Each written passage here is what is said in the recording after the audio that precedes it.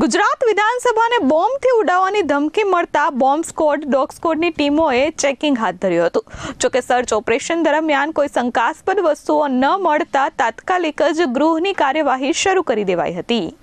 ગુજરાત વિધાનસભાને 18 માર્ચે બોમ્બથી ઉડાવવાની ધમકી મળી હતી. ધમકીભર્યો મેલ મળતા જ પોલીસ, બોમ્બ, ડોગ સ્ક્વોડ સહિતની ટીમો ઘટના સ્થળે પહોંચી ગઈ હતી.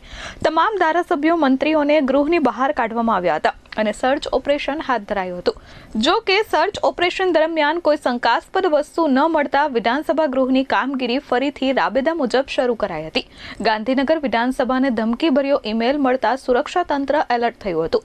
એસપી રવિ તેજા વાત્સમ સેટ્ટીએ કહ્યું કે વિધાનસભાના સત્તાવાર ઈમેલ આઈડી પર જીમેલ મારફતે અંગ્રેજીમાં મોકલાયેલા મેલમાં બપોરે 2 વાગ્યે બ્લાસ્ટ કરવાની ધમકી આપવામાં આવી હોવાનું સામે આવ્યું હતું.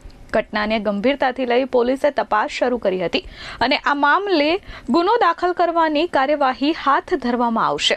અત્રે ઉલ્લેખનીય છે કે અગાઉ પણ આવા ઈમેલ આવી ચૂક્યા છે. આજ સવારે 8:30 વાગ્યાની આસપાસ વિધાનસભા ઈમેલ આઈડી ઉપર એક ઈમેલ આવ્યા છે. આમાં બોમ્બ બ્લાસ્ટની ધમકી મળેલું છે. પછી પોલીસ SOP મુજબ આખું વિધાનસભા પરિસર ચેક કરવામાં આવેલ છે. 3 BDDS ટીમ દ્વારા આખું પરિસર ચેક કરાવીને 10 વાગે વિધાનસભા શરૂ કરવામાં આવેલ છે. જો ઈમેલ આવ્યા છે એની વિરુદ્ધ ગુના દાખલ કરવામાં આવશે અને તપાસ કરીને આગળ તપાસ વધશે. હવે તો પહેલે ગાંધીનગર પોલીસ ગુના દાખલ કરશે, પછી DG સાહેબ નક્કી કરશે કે કઈ એજન્સી સાથે જોડશે. આ જીમેલ આઈડીથી આ ઈમેલ આવ્યા છે અને આમાં મેઇન ગાંધીનગર વિધાનસભા ઉપર બોમ્બ બ્લાસ્ટની ધમકી મળેલું છે. આ અંગ્રેજી ભાષામાં છે. પૂરા ઈમેલ અને અંગ્રેજી ભાષામાં લખેલું છે કે આજે 2 વાગ્યાની આસપાસ વિધાનસભાની અંદર બ્લાસ્ટ કરવામાં આવશે કરીને ઈમેલ હતું. બટ આ હોક્સ ઈમેલ છે. બધી વિધાનસભા પરિસર પોલીસ ચેક કરી લીધું. એવું કોઈ મટીરિયલ શંકાસ્પદ મળેલું નથી.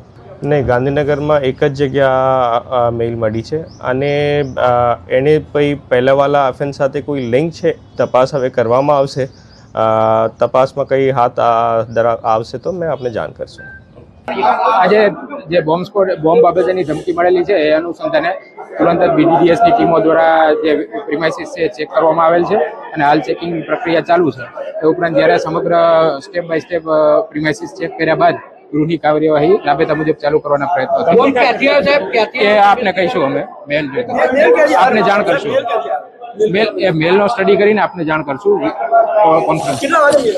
Bureau report S24 news, Gandhinagar.